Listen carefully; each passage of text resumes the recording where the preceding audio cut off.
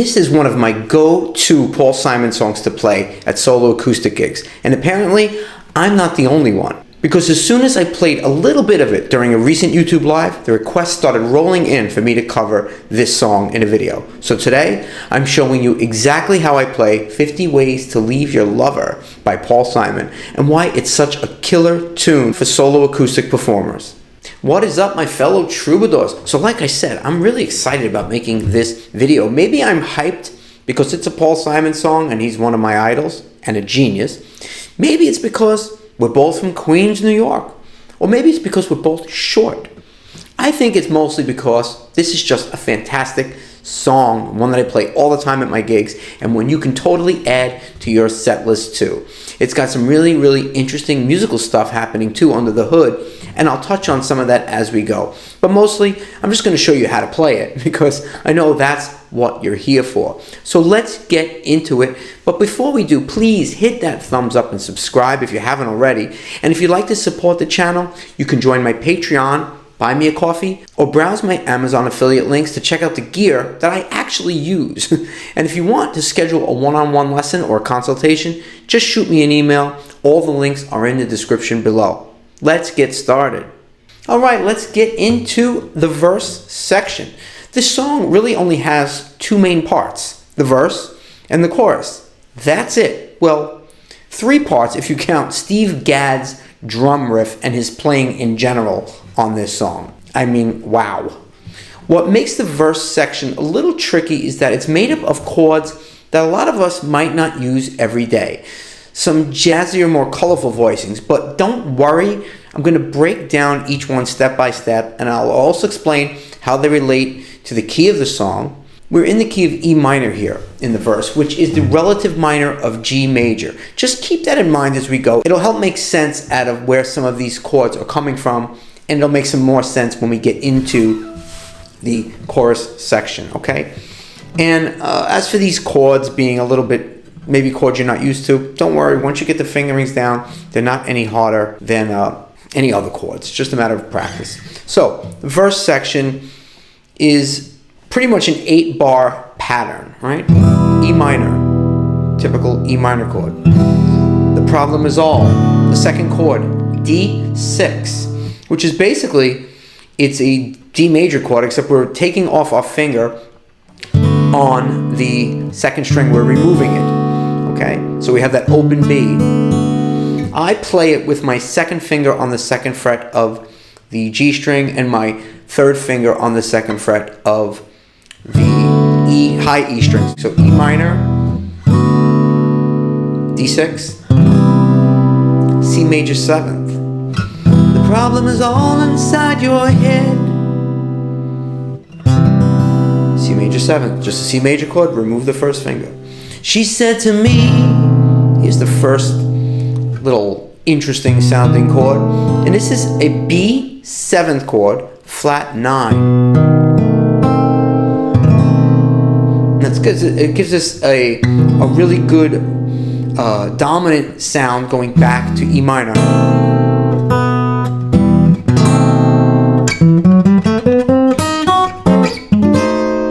It's kind of, it harkens to the E harmonic minor.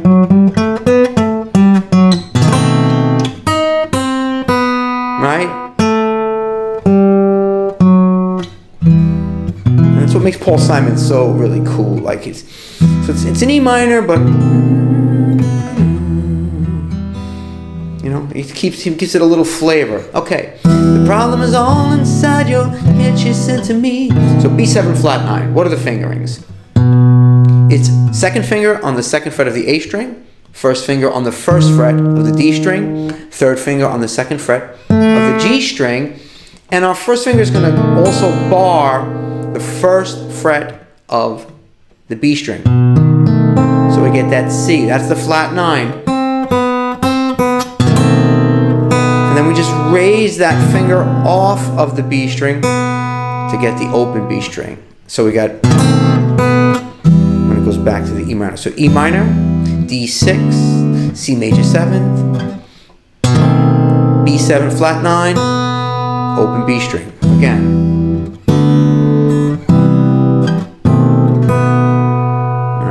the next 4 bars. The answer is easy. So, E minor again, and you can just use your thumb and strum them nice. One nice clean strum all the way down.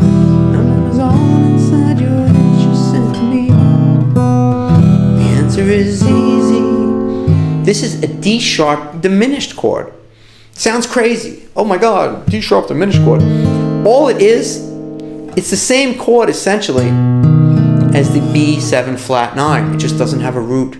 And we add an F sharp on the top. We're playing a higher voicing of the B7 flat 9. If I would have looped my thumb over the top and hit the B note with my thumb, it's essentially the same chord, which again wants to lead us into that E minor chord very nicely.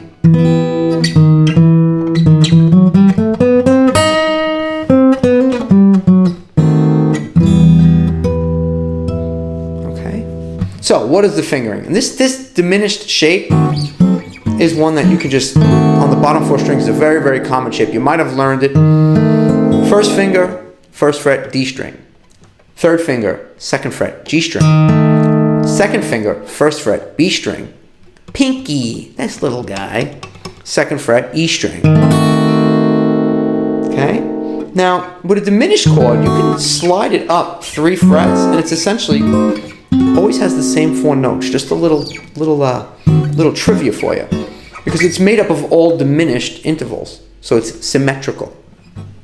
Let's leave that for what it is for now. After this diminished chord, we do actually, in fact, slide it up 3 frets, but it's not a diminished chord anymore. Instead, we're going to have our 1st finger bar the 4th fret of the D string and G string. And our 3rd finger, or our 2nd finger, I use my 3rd finger, is going to bar the 5th fret of the B string and the E string. Which really, it's still functioning as a B7 chord, but it's like a B7 sus chord without a root. Because you have the F sharp, you have the B, you have this D sharp sharp, or an E, but it's a D sharp sharp in this case, which is would be make it a B sus chord, and then the A, which is the 7 for B. So it's really just another flavor of B7, again, which wants to lead us to E minor, right? Right? Then, again, yet another flavor of B7. This is the B7 sharp 5, which puts that G note on top. Again, just reminding us that we're in E minor. It's that bluesy kind of minor 3rd. It's got a Stevie Wonder kind of, thing going on there. So how do we play that? So coming from this B7 7 sus chord, what I do, and there's a couple ways you can do it, is you take your 3rd finger, 4th fret of the D string, and we take our pinky, 4th fret of the B string, 2nd finger, 3rd fret of the G string, that's the sharp 5, it's an F sharp sharp, or a G. And our 1st finger is playing the 2nd fret of the G string, really just barring. You could just bar it along the bottom 3 strings, or you could just bar it down to the B note, down to the 2nd fret A string. So really, you're essentially playing a B7 chord, and then taking your 2nd finger and putting it down on the 3rd fret. Or you can just play the baby version like this. If you're doing it solo acoustic, you might want to play the whole B7 chord. Then you lift up that 3rd finger. So it's right. The 2 different ways he leads back to that E minor.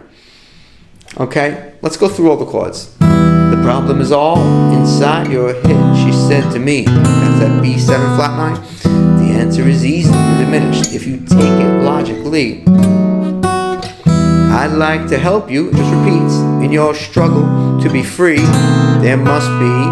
Now, on the last time around, it just goes E minor, 50 ways, A minor, to leave your lover. That's how it wraps up. better yet, E minor, A minor 7. Because you will hear that G note on top. Sometimes you don't. Okay, so again.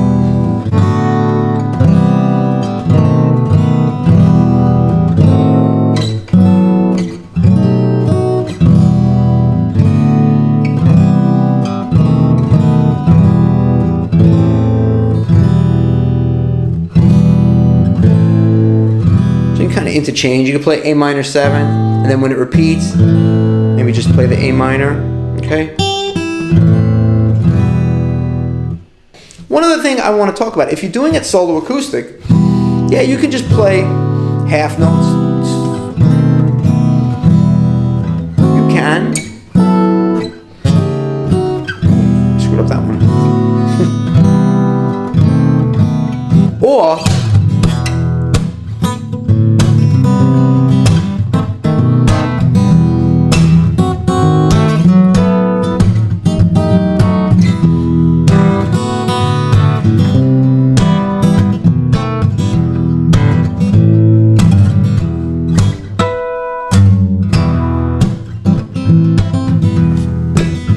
like you could give it a little. The problem is all inside your head, she said to me. The answer is easy if you take it logically. I'd like to help you with your struggle to be free.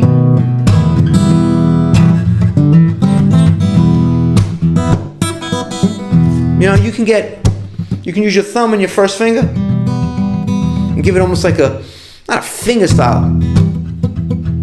You can give it a little groove if you feel it needs something to back you up. Because Steve Gadd's not going to come to your gig. Not going to do that. Well, at least not my gigs. Maybe your gigs will come to. You keep following this channel, you may get gigs big enough where Steve Gadd will come and play for you. I don't know. Okay, so that's the verse section. Play some air violin for you.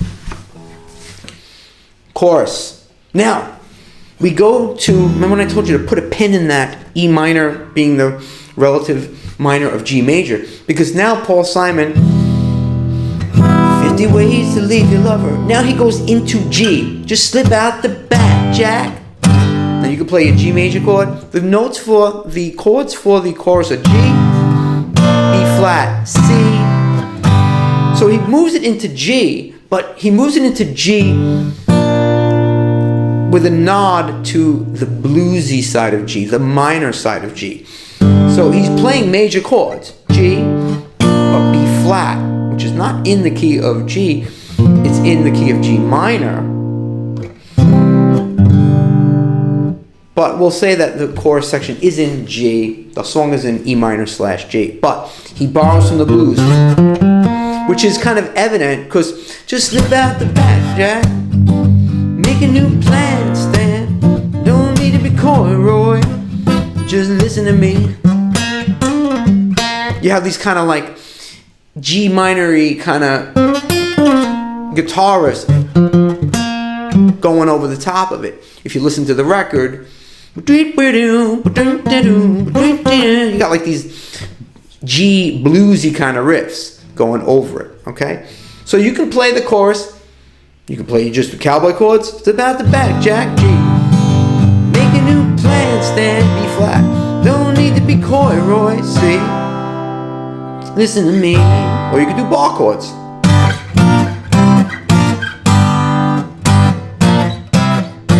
Get yourself free. Said it grieves me so to see in such pain. I wish there was something I could do to make you smile again. I said I appreciate that. Would you please explain about the 50 ways? Right? She said, why don't we both just sleep on it tonight? Those are the chords. That's the whole song, okay? First section, chorus section. That's 50 ways to leave your lover. How you kind of give it impart some groove to it with your right hand. If you're doing it as a solo acoustic, that's on you. Maybe you want to work in one of those beat buddies or some of these pedals that people use nowadays to simulate drums. Maybe you want to get one of those drum. Those pedals they have that kind of let you use it as a kick drum, right? Or maybe you just have the wherewithal and the confidence to, "Mom is all inside your head," she said to me. Just kind of let it be very, very exposed like that. Or let your guitar be the groove of the song.